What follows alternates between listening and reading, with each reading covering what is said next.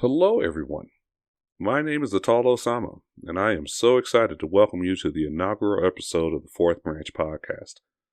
I launched this podcast because I strongly believe that the free exchange of ideas is what makes us who we are. I also believe that that very concept, the free exchange of ideas, is under terrible assault. On our episodes, you're going to hear a wide range of topics and issues.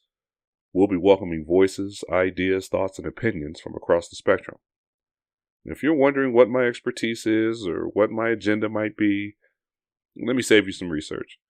I have no agenda or platform, and I am certainly no expert. In fact, this show will not feature the usual talking heads that you may be used to. There are plenty of other outlets if that's what you're looking for. Instead, you're going to be hearing from regular, everyday people, just like you and me. I'm privileged to be working with someone that I've known for over 30 years. Brian Henderson and I have no goal other than we want to provoke and invite discourse. And if you're like us, and you're tired of getting beat over the head with structured, partisan talking points on an endless loop, I hope you can find a home here. Today's episode, we're going to be discussing censorship. And we want to try to unpack what is it about censorship that some find appealing, while others strongly oppose. As much as Brian and I enjoy sharing our conversations with you, we'd much rather have you be a part of them. If you have a topic you're passionate about and you'd like to be a guest on the show, we'd love to have you on anytime. Again, welcome to the Fourth Branch podcast. Real topics, real people. Welcome to the conversation. All right, hello. Welcome to the Fourth Branch podcast. My name is Atal Osama. I am here with my good friend. I'm Brian Henderson. And we are just here to have a discussion about everyday topics. I want to talk to everyday people. Looking forward to having future conversations with you. So, Brian, we talked earlier, man, and censorship. What are your thoughts on the idea of preventing certain thoughts, speeches, gestures, comments from entering into public discourse at all? I saw a very interesting discussion about this on one of my YouTube rabbit holes, and I thought it might be something interesting for us to discuss. So, what are your initial thoughts about that idea?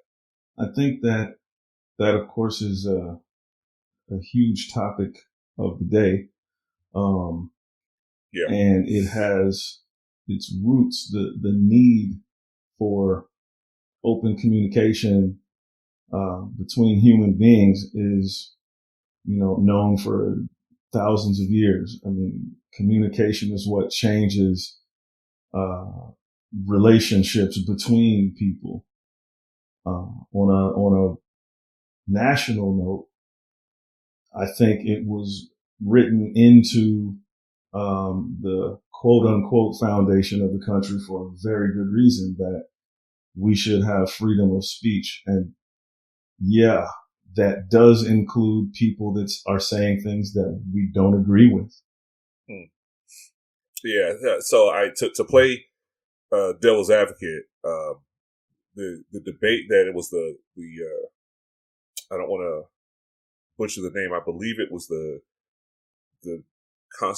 National Constitution Center. I believe it's the name of the organization. I apologize if I don't have that right. And this debate was done in about 2017. And to play devil's advocate to your point, free speech absent societal equality is not free speech. So the argument that was being made was, if there is a significant disparity among social standing, and you are a member of the disparaged group or disparaged class, then speech harms you in ways that it will not harm the majority group. This was basically the argument that the one side was trying to make.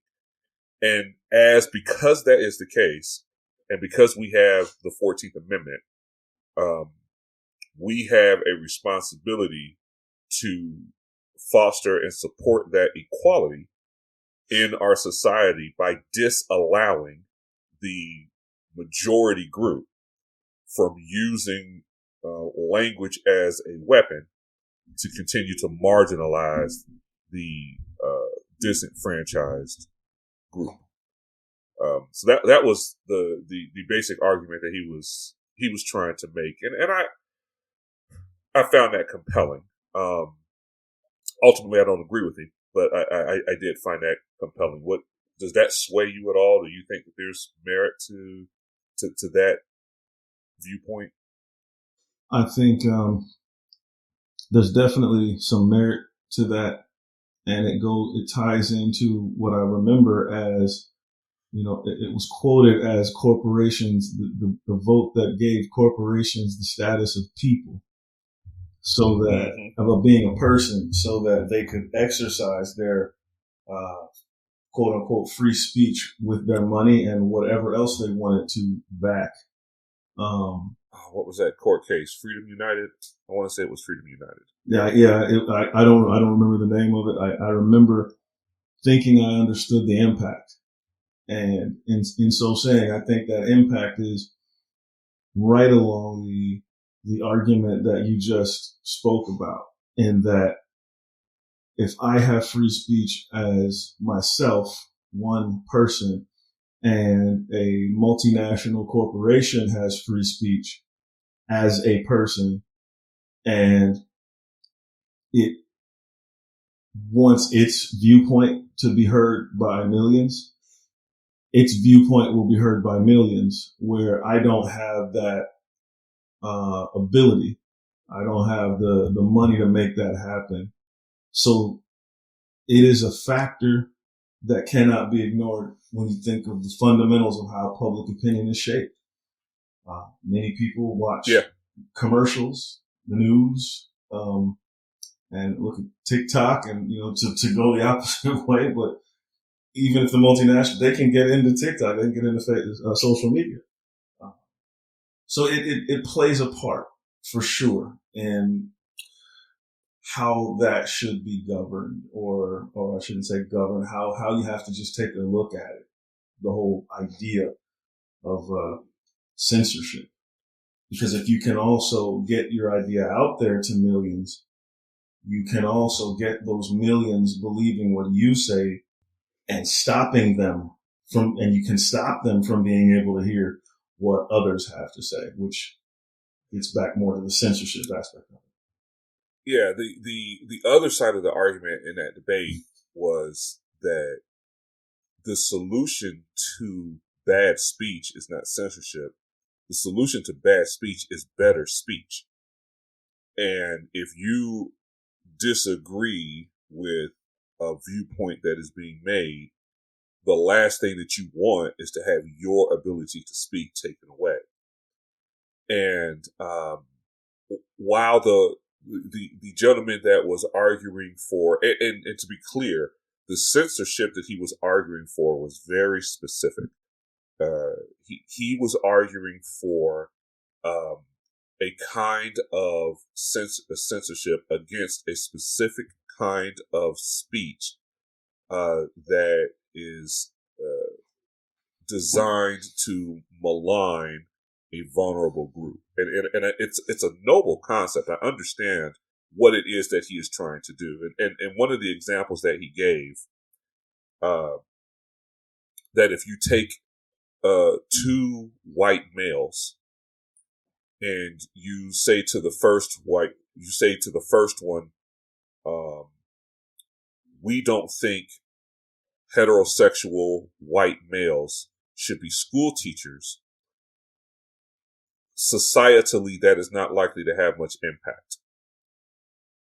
But if you say we don't think homosexual white males should be school teachers, because there is an existing stigma against white males, the statement now has the potential to have real life damaging effects to this white male simply because he happens to be a homosexual.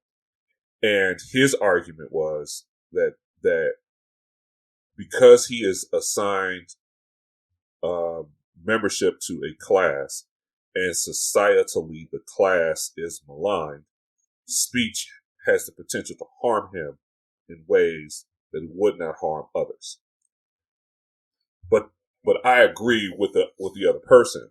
The solution to that is better speech. It's not to disallow someone to express an opinion, even if the opinion is wrong or bigoted, or even if it's malicious. I just don't like the idea of not allowing people to talk. I definitely like the better speech part approach, meaning it's kind of the old-fashioned way. It's like I don't have to say what discourse or what the triggering topic was, but a lot of discourse was shut down over the past few years on some things that were very, very important. And we see some of the very negative things that have come from that. I won't not go into that. We'll stay on topic. I'll stay on topic. I'll make it my I can remember, so I'll try to stay on topic. I think it's key. The first part of what you said, and I don't want to misquote you, but it was something like, if we all say it, if I understand, I think I understand what the intention was, right? That is where we've reached a point, I feel, in our country and in this world, where it's now a trust issue. And I think it was a trust issue hundreds of years ago when certain rules were set up that you will not silence the people under any circumstances. Because right now, I think the trust is broken. It's been set on fire and stomped out in the bottom of a big trash bin. And if we lived in a world where the people who were in charge actually held the wants and the needs, or I should say the same priorities as the people, say a crazy thing called a representative government. If we had that, then I would say to those people who hold the same values and priorities as the people. Now, everyone doesn't have to agree. That's not how that works. Right. But the vast majority of the people say, look, we don't want X. So the people who decide what should be said, like, something where everybody could have common ground, like you should not have overt, horrible violence against children. You shouldn't have a channel for that. There's no place for that in our lives. We should empower them to enforce that and say, none of that. But the trust is gone. So it's kind of like we don't want to give them any. If they say that we want to protect these two white men or white homosexual men, and we say that there's going to be a different reaction for each, well, there's reasons for that are real, and we don't want them deciding anything. We don't want our government to decide which one of those groups can say whatever they want to say. As a person who sits where I sit and some action is taking place miles and miles away from me, and I don't know what's going on, and then I say, I hear one version of what happened. I want to hear the other version of what happened also. So that was. I'm sorry. Go ahead. No, that was it though. Yeah, I think one of the bigger tests that I think we failed, actually, one of the bigger tests of how true we are to our American principles is when there is unpopular speech. In recent memory, Donald Trump championed some things that were wildly popular with one segment of the society, and then wildly unpopular with another. And I thought the decision to attempt to censor him was sad. That was absolutely the wrong reaction to take.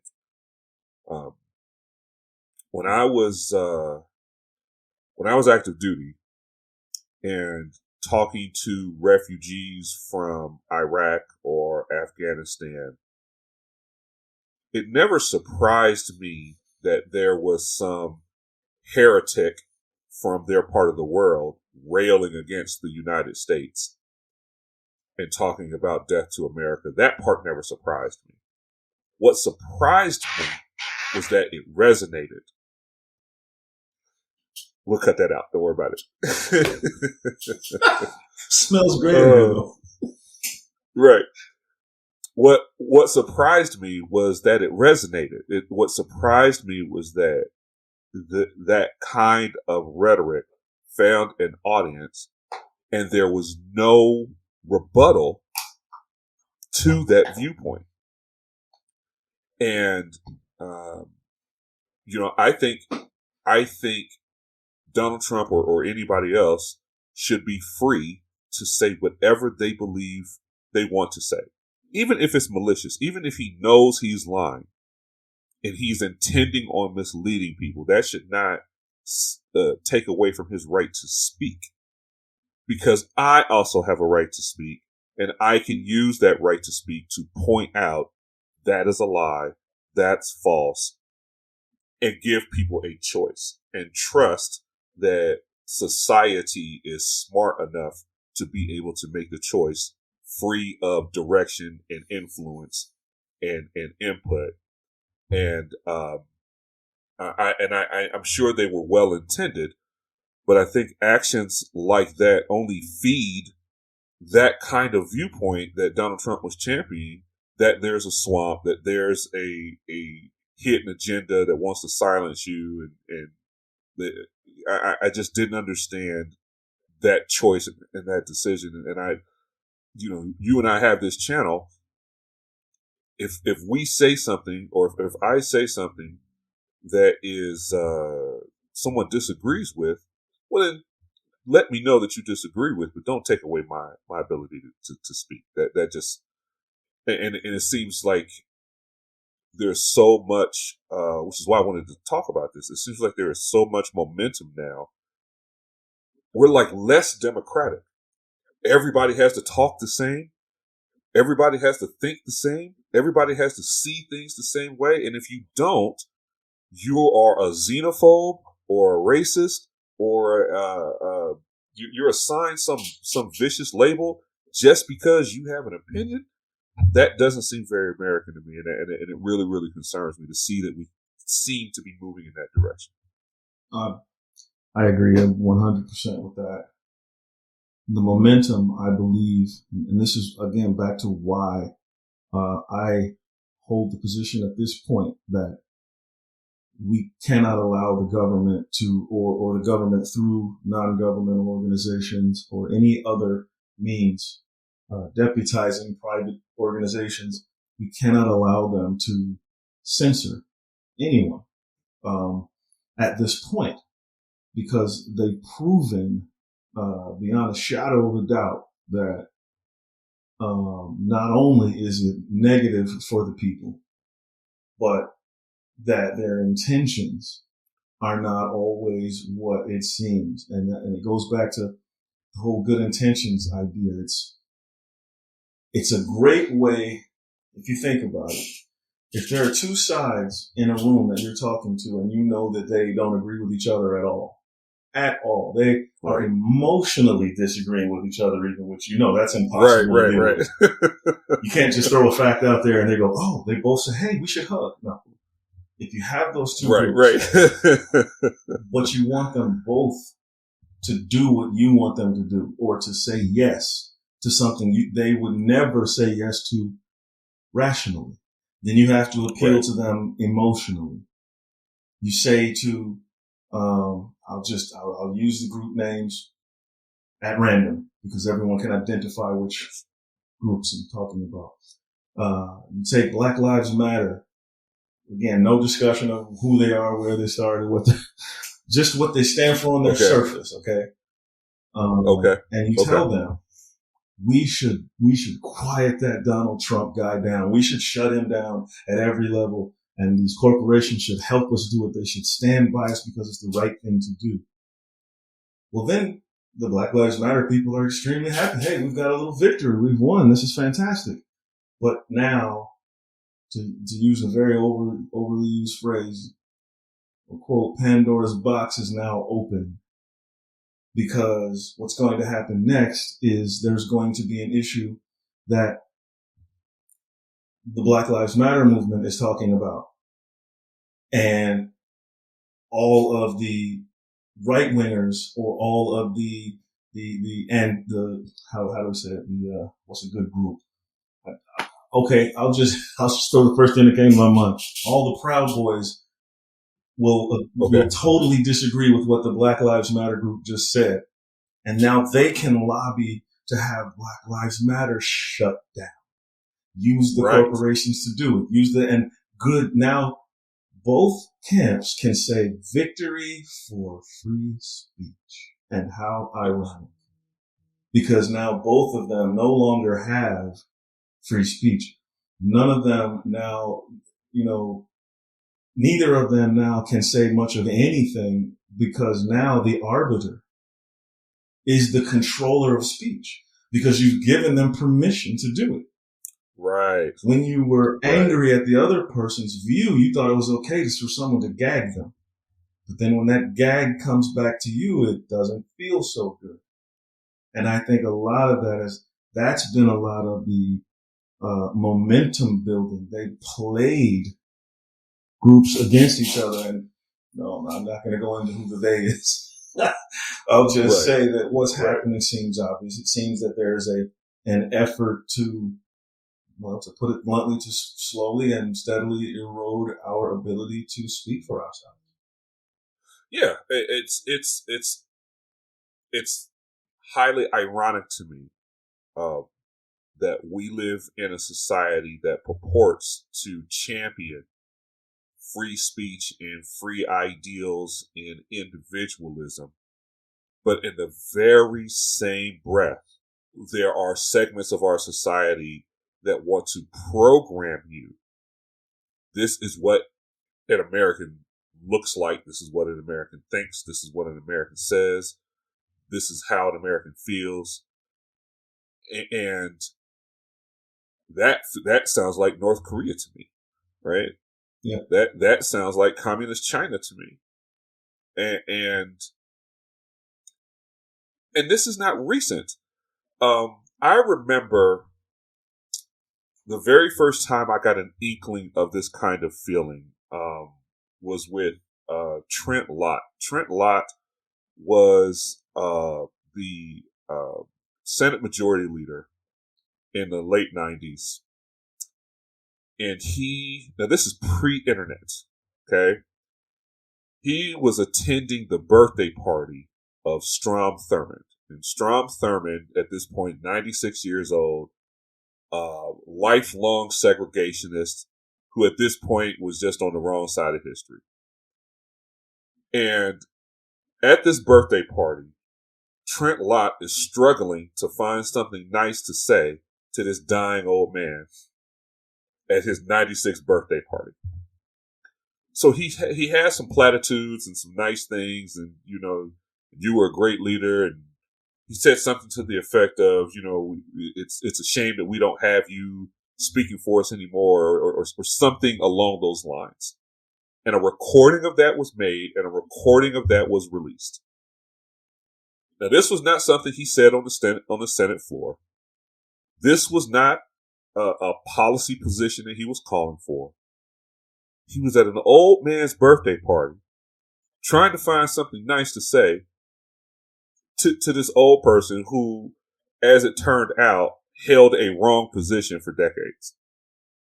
And that recording was used to strip this man of his position, mm-hmm. under the guise that he was a racist. Now, whether or not he personally believed in Strom Thurmond was never asked. I don't know if that's the case. But even if it was, why isn't he allowed his right to that thought? Why is he not allowed that? He's not proposing it as a matter of policy. He's not calling for, he hasn't his voting record didn't reflect that he was a segregationist. That's what he thought personally. Whether it was platitude or not, why wasn't he allowed his thought? And I have seen examples like that played out over and over and over again. And the left, I hate to say, the left, in the name of progress and in the name of progression, has time and time again, instead of coming up with a better argument against something, the solution has been assign a dirty label and silence my dissenter. And I really think that, as opposed to the right, where the right, until recently, like woke is a dirty label now.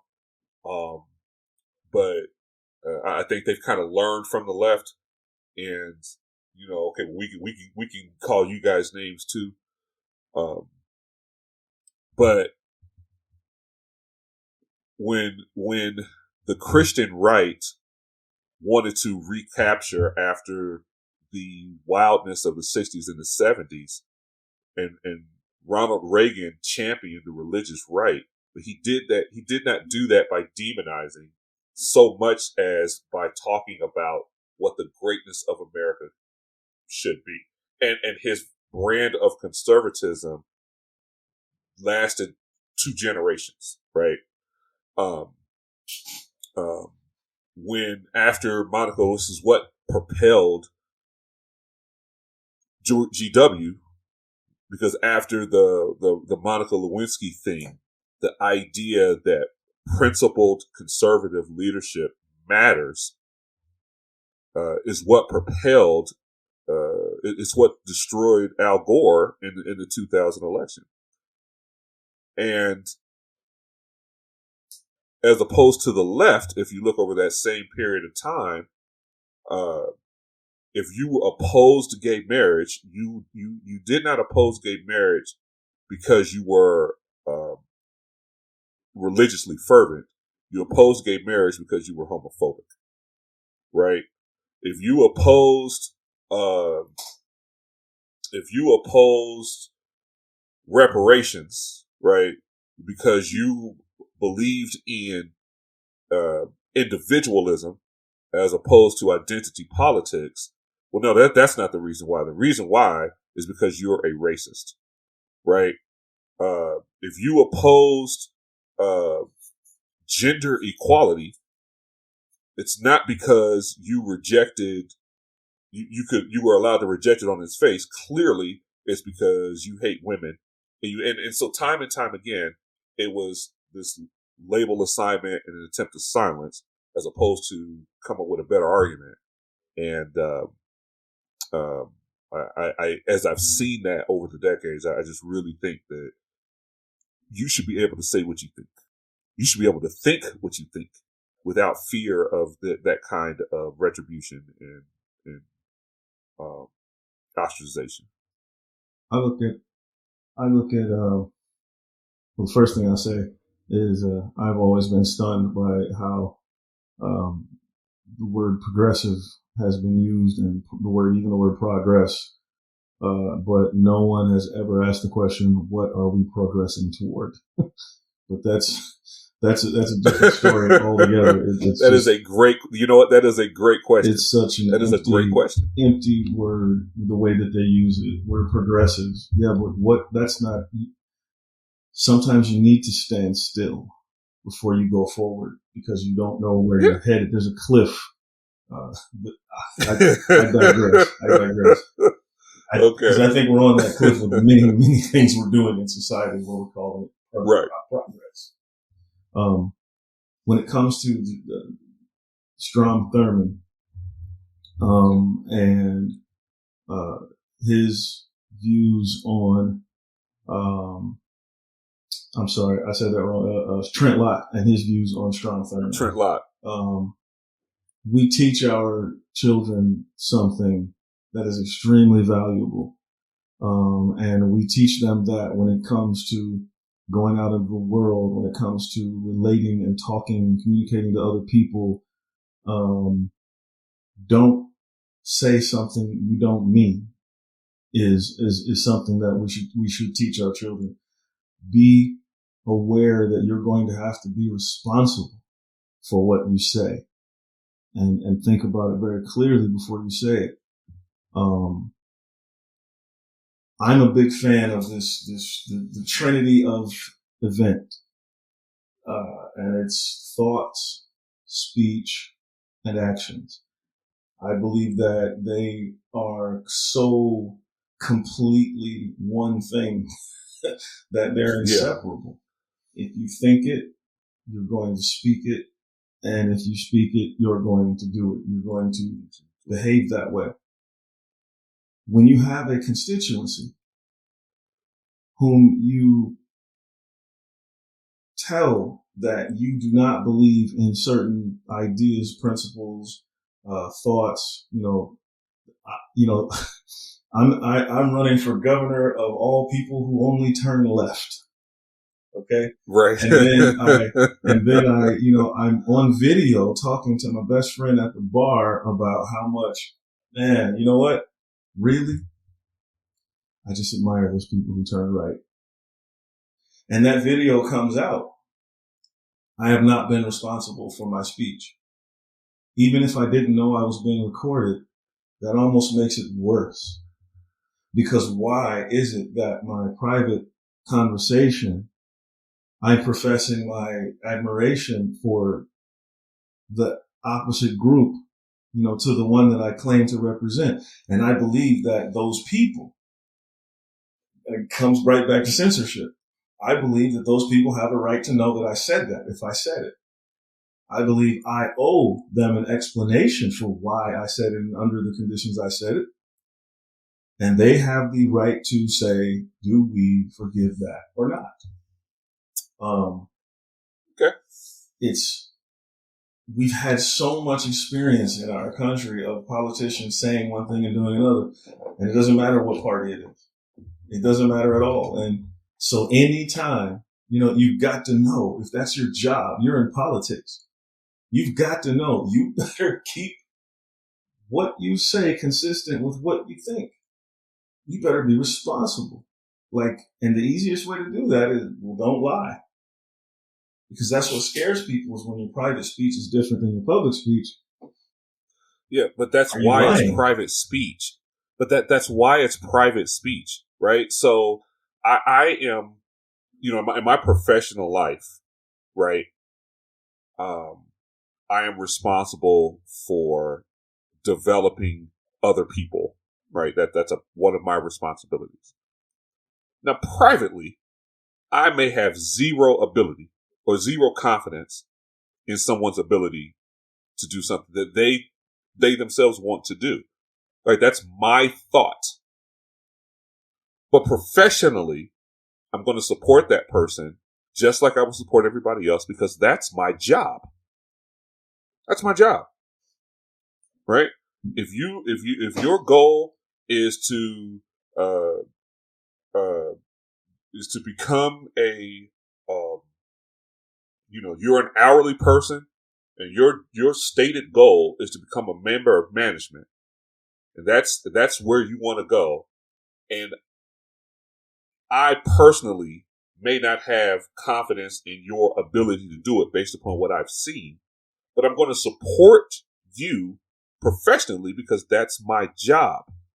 That's my job to do, whether I personally think that you can do it or not. I think what you're asking for is the other way around. For me to say that I have a confidence and ability in this person, that would be the lie. That's not true. I don't have confidence and ability personally. That's not what I think personally, but professionally, yes. If this is what you want to do, let's sit down. I'll mentor you. We'll put a plan together, and I'll work with you for as long as you want this to be your goal because that's my job, and I will do that. And I don't think that I should have to pretend to. I don't think I should have to pretend to see this person a different way because it's not polite. I think that's not exactly the same, though. I think that is not exactly the same. It's what you're doing is there's a person that's a candidate for something. They want to move up. They want to better themselves. They want to, and whether you believe that they have the ability or not, yeah, you have to keep the door open for them and try and, give them the opportunity to prove you wrong, right? That's what that is. That's what that job entails. However, as citizens of the United States, we hire them for their job, and their job is to represent us. So what happens in corporate America? What happens in the workplace when the employer realizes that there is a lack of information, maybe a lack of knowledge? For some reason, that person might not be able to perform that job. And it's really, evident. Well, and I'm trying to bring it to where it's a more similar comparison, because we hire representatives and senators based on them earnestly believing in what we believe, we align with. I don't do that. I'm not interested in their personal beliefs. Well, no, I'm interested. What I'm saying is you can't separate that, because if I tell you I hate beets, not drink beets, but beets on a plate, right?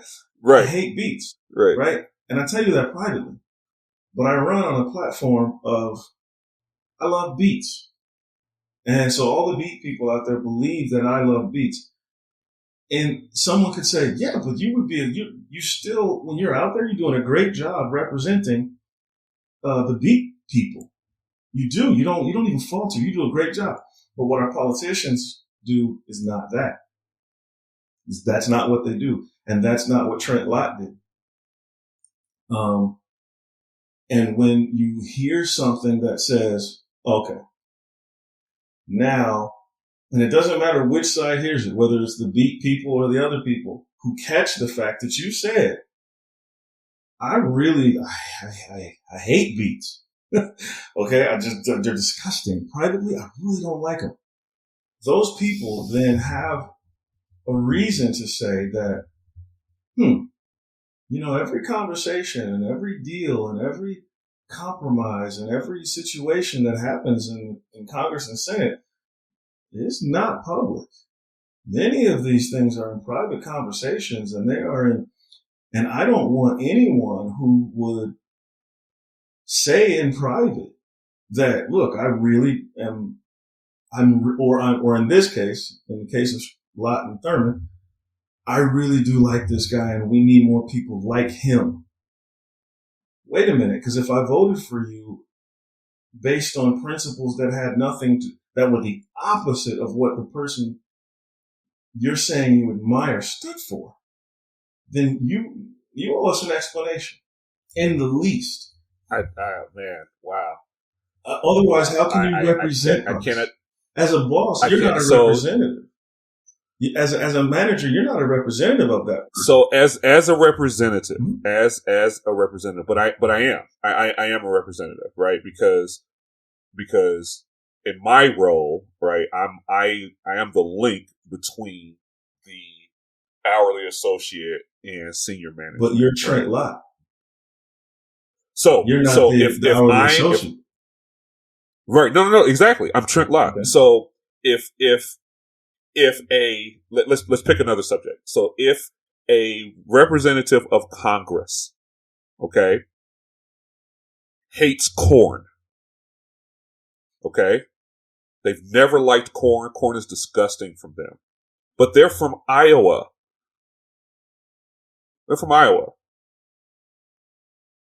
It's in their best interest to represent the interests of corn, because that's the people that he represents.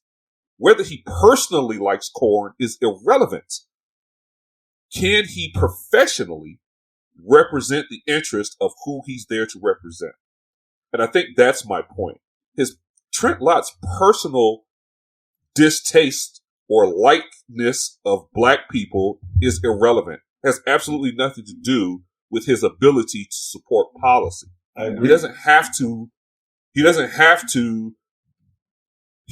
himself be a integrationist in order to perform effectively to support those efforts. He should be allowed to have his own personal feelings. Agreed. That's my point. This idea, this notion, and something that you said that I do agree with. If you don't love corn, don't say you love corn. Don't say that, because that's not true, right? Say that say what is true, right? I'm from the state of Iowa, and I know how important corn is to my state, and I'm going to fight to protect corn and promote corn as vigorously as I can if you elect me to office. But if there's a video clip of me in a restaurant telling a waiter, please do not serve me corn, I can't stand it, that doesn't necessarily mean that I'm disingenuous and my integrity needs to be called into question now because I have a personal opinion about something. Mm-hmm. And that's what part of why I think we see politicians. Hillary Clinton was in South Carolina in 2016 and pulled a bottle of hot sauce out of her purse. That was an event. It was so egregious. That woman I don't carry around hot sauce. Is that pandering? Like that. Is that what they call it? I don't do that. But her team felt like it was necessary for her to demonstrate this sense of camaraderie with this particular demographic. And that is more disingenuous to me. Based on stereotyping. Yeah, I mean, it's absolutely terrible. But it's because people want to, if you want your politicians to hold this standard, I just don't think that's fair. I don't care whether or not Trent Lott loved Strom Thurmond's policies or not. I don't care about that. I care about what did he do professionally, because that's what he was hired to do. I'm not hiring him to be a true believer in civil rights. I'm hiring him to support civil rights legally. And did he do that? And that's the only thing that should matter. This is the same argument I made for Bill Clinton. It's the same argument I made for the George W. Bush. If whatever their personal feelings are, I don't think should be used. I mean, because how hard would it be? Could you do your job? Yeah, I hit my table. I got too animated. Could you do your job effectively if you had to 100% have a personal belief and connection in everything that you're asked to do? Could you do that? Are there times where you don't personally agree with it, but you know what? I'm going to toe the company line. This is what I need to do, and when we're going to do it. I think it comes back to the question that you asked with a twist. It's, could you do your job to the absolute best of your ability every time without fail? Okay. If you did not believe in anything that your job stood for and its goals were. Right. I think that we understand enough about human beings and how they operate to know that if you are anti what you say you stand, what you're going to help me do, you might not perform to the best of your ability, and it might even be subconscious. Yeah, that's fair. But that's fair. I say, I'll take it to the one really big representative, the penultimate representative in a democracy, your lawyer. Right. that is the Yes. ultimate representative. Yes. Like your butt is on the line and you want them to find you want to search every nook and cranny of the law and precedent and to represent you and get you out of that mess. Now, there is a right that every citizen of this country has. That if they do not feel that their lawyer, for some reason, is representing them appropriately, or if they feel that they have a conflict of interest, or if they feel that it shouldn't even necessarily, sometimes it's not even the person themselves, it will be the judge who will say, no. But the person has the right to say, you are an award-winning lawyer and you fought for the rights of people and you've done this for 20 years. But what I just realized is that you fought for the people that I do not agree with, and you fought for the side that I'm asking you to represent me against. It's not exactly the same thing as what we're saying with Trent Lott and Strom Thurmond, but it's the same right. It's saying, if you represent me, I have the right to say, I don't want you to represent me anymore because I believe you will not be able to, you have conflict of interest. If you truly believe what you said, then you have a personal conflict of interest. And I could even go any further and say, out of respect for you. That's fair. Out of respect for you. That's fair. I don't want you to represent me in this because you're going to have to go against your own personal beliefs every day. And I don't think that's good for you. And I don't think it's going to serve our purpose as best as it could in the long run. Now, I do see what you're saying because this is misused. So let me say that. I'll say that right now. Yeah. It's so misused. It's kind of like, let's switch from politics to football for this one. Sure. So my favorite former coach who I did not like personally at all, no one that I ever knew that met him said he was a good person. They all said he was kind of a jerk and whatever. And it was the guy who used to coach at okay, that's all I'll say, right? And he did some things in his private time that made people just go, oh, you gotta be kidding me. Like you're married, first of all. Like you're really doing this. Okay. Now, does that mean that he cannot get the absolute best out of his players? That he is not a magnificent coach? That he is not performing what I asked him to represent? What I said I wanted was the best coach possible. Should he lose his job should a sport coach lose their job for infidelity? No, I don't think so. I'm with Charles Barkley on that. Like, I'm not a role model. Right. That gentleman, I don't hope I haven't said his name, but he's not a role model. Right. He's a coach.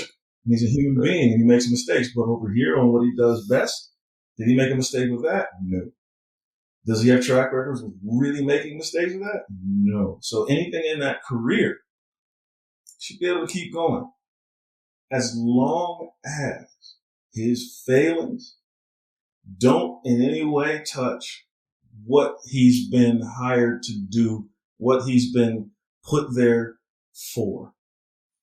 Now, there are people who will bring the morality into, he's just not a good person, so we don't, well, okay. Show me one. Yeah, they tried that with Donald Trump, right? They tried. Show me the perfect. They tried that argument with Donald Trump. I said to many people, you are hating Donald Trump because I know he dog whistled the white supremacists and all that. Yes, he did. I mean, everyone. Okay, we can all acknowledge that, but you're going against him against your own best interest in a much bigger, much more current, much more prominent way. Because he's saying, I agree, you should get something. And a lot of people didn't want to get something. And he said, if you don't want that something, you shouldn't have to. You're responsible for yourself. You don't, whatever happens, here's what I think. but you shouldn't have to. Again, it should be based on what that person or entity is representing you about. If you look at everything else in their lives, you're always going to be able to find something you don't agree with, and that's not cause for dismissing them from their position. But if the minute they're not representing what you need, the minute that their effect could, based on their beliefs, could be negative toward you, you have a right to say, I don't know if I want this person representing me anymore. And I just take it all the way back to your lawyer. Like, yeah. And this cancel culture, right, is part and parcel to the argument that you're making. On its face, you're absolutely right. I think it's a fair critique to say, like, if this is not something that you really believe, are you the best person to champion us? And you don't really believe it. Like, so I think that's a fair argument. But the things that have been used to call into question someone's belief has really gotten out of hand. It's right? not always. I mean, not always right. To find some obscure statement from 16 years ago that was, somebody stuck a microphone under a bathroom stall and recorded you making some crazy statement. And you have that isolated statement, and there's nothing in your history to suggest that is your position over the last 16 years. And now this statement resurfaces after 16 years, and all of a sudden, you are now painted with this broad brush based on the confines of that statement. To me, is absolutely ridiculous.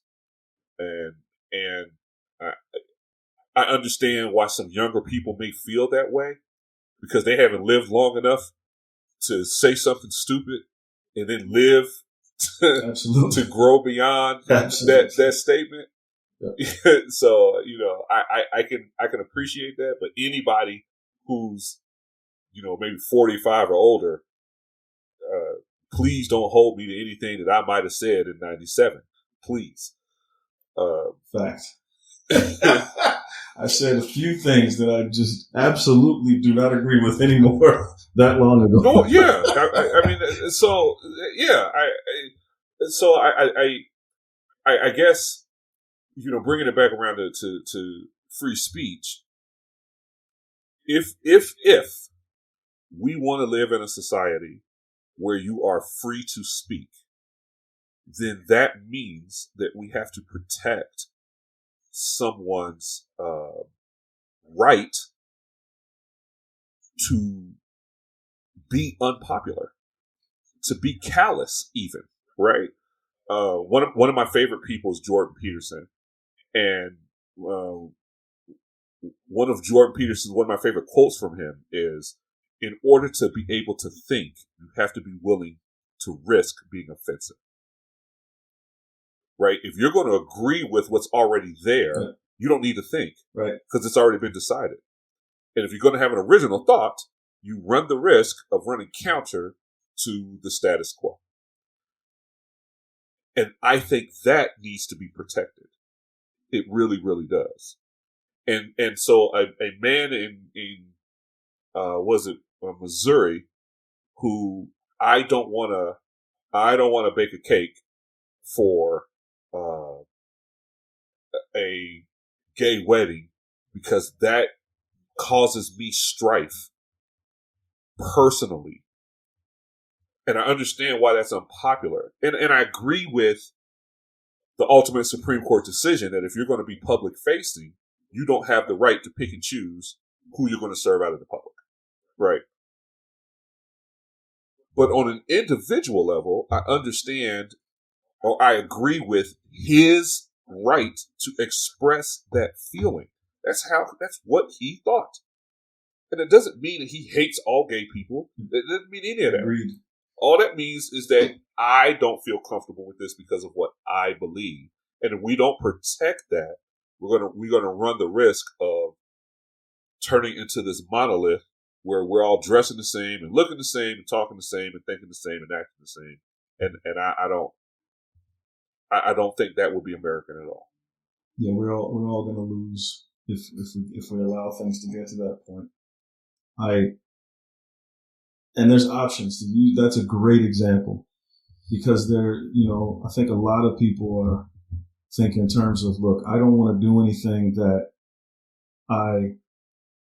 really goes completely against my personal morals and integrity. But at the same time, I make these cakes. I have a bakery and I serve the public. So that's my livelihood. And you reach a crossroads at that point. But I think the answer is already available.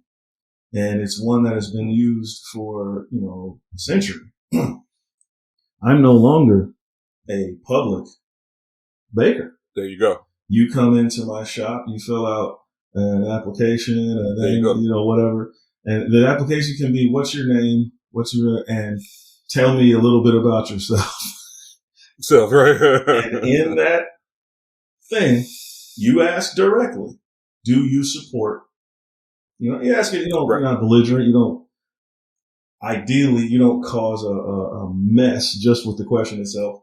But you find out what you need to find out and you become a private person of that. Right. And in many cases in history, your business might even explode when you become that because now you represent to a lot of people what they represent and like to put forward in a way. You know what?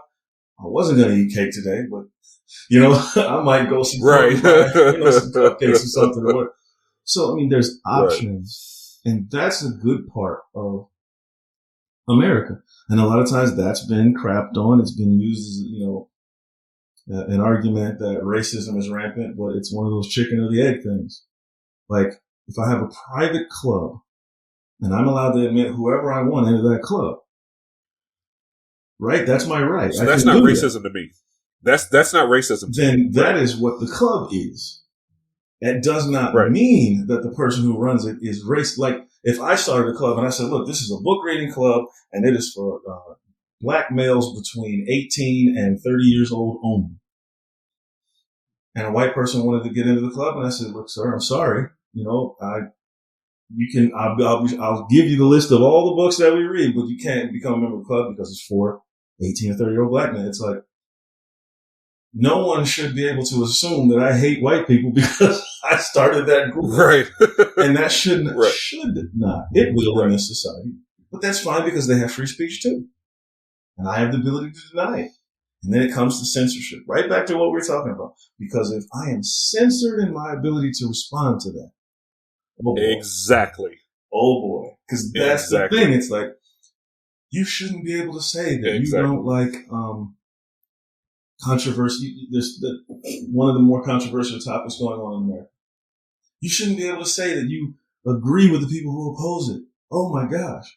We don't want to hear that that's hate speech. It's this. It's giving the names you were talking about. Right. There's no justification for why that name even applies, but it's just like homophobia. Many have never understood that yet because there's no fear. But anyway. Fear. Right. Right. You cannot take away my ability to respond to it, but you also can't take away the ability of someone to make a YouTube channel or whatever channel and say, I don't like that guy. I don't like that guy, Brian, because, he has this club and he won't let, 18 to 30-year-old white guys in. I think that's racist, dog. That's right. Okay. That's right. I would not want that person censored at all, but I would also want to be able to put my video up that is answering to that. Right. And then, like you said earlier, I do believe, and this is big for me, it's one of the reasons that they use to push censorship on us is they really have this underlying thing that they're not right quite catching, but it's there. There's this underlying assumption that we are stupid. That people are too dumb. Got too animated. Right, exactly. I did it again. There's this underlying, idea that the people are not smart enough to make their own decisions.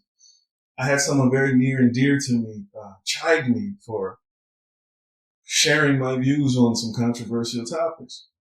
It was just one side. It was not the side of the big social media corporations. I'll put it that way. And this person chided me deeply, made it seem like I was going to be the cause of some horrible things to people that I love and care about. And my reply was, I give them more credit than that. I know that they hear the opposition to my opinion every day. They see it, hear it, they're immersed in it. They are drowning in the pseudo data that says that they should go one way. How am I going to destroy their lives or cause them harm by just giving them 5 sentences that say maybe you should consider another way of looking at it? This, and this is a conversation for another day. But this is the danger of the algorithm-driven echo chamber that we find ourselves in, right? Because when you hear nothing but the same sentiment again and again and again, it is very easy to assume that that is the position, right? It's very easy to assume that. And then it becomes, well, how can anybody else think anything different when all you hear is one viewpoint? And no, I agree with you totally. It's that ability to have your voice and to enter into public discourse as well that keeps us from being this tyrannical society and having all thought and influence funneled into a certain narrative. If you can believe it, man, it has been an hour. This has been a really, really, really, really good discussion. Yep, I think so. We've talked about. So if you had to, go ahead. Yeah, I was going to say, if you had to sum it up, man, where do you find yourself with this idea of, you know, censorship and versus First Amendment? I think that it is an extremely dangerous idea to allow people to silence anyone else, others. I think that it is completely, it's something that we already understand through generation after generation of experience. If you're a fan of history, that when people are silenced, when they are not allowed to give their viewpoint, when one side is allowed free reign and dissenting voices, I think is what they're called, conscientious objectors, when they are denied speech, it doesn't take a history PhD to see how many negative things happen when that occurs. Yeah, I agree. While I appreciate the intent to want to protect vulnerable groups, while I appreciate that,